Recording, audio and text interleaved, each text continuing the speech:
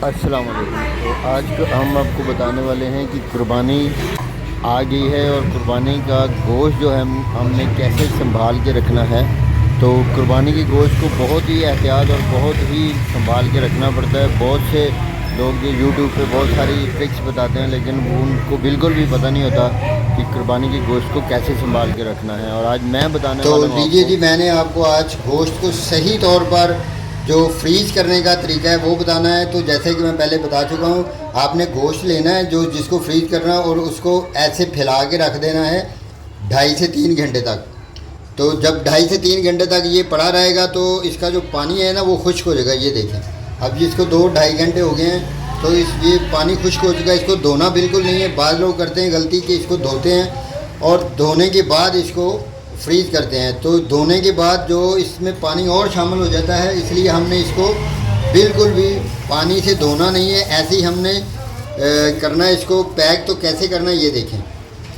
बिस्मिल्लाहिर्रहमानिर्रहीम। जितना एक टाइम में आपने खाना है उतना गोश्त ये देखें जी, इसको हमने रखा और ये इसकी गांठ लगाई और इसको ऐसे करके हमने ये देखिए, ये एक पैकेट बन गया। इसी तरह हमने इतने ही जो पैकेट हैं वो बनाने हैं। ये लें, बिस्मिल्लाहिर्रहमानिर्रहीम। तो ये पैकेट इतना बन गया।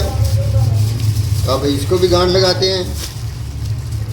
ये ऐसे हमने इसको बिल्कुल महफूज करना है ऐसे। तो ये लें जी, इस तरह हमने ये 4 पैकेट बनाए हैं। आपने भी इतने ही ज़्यादा गोश्त किसी छापर में नहीं डालना, या एक ही छापर में हमने डालकर इसको नहीं रखना। इस तरह हमने रखना है। और ये देखेंगे, ये पीस है गोश्त का। तो हमने इसको क्या करना है कि इसको ऐसे ही रखना है।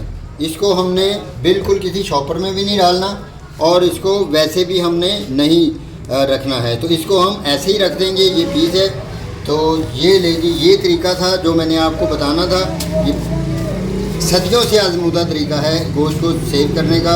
अगर आप ऐसे सेव करेंगे तो ये 1 साल तक भी गोश्त आपका फ्रीज रहेगा और बिल्कुल ख़राब नहीं होगा।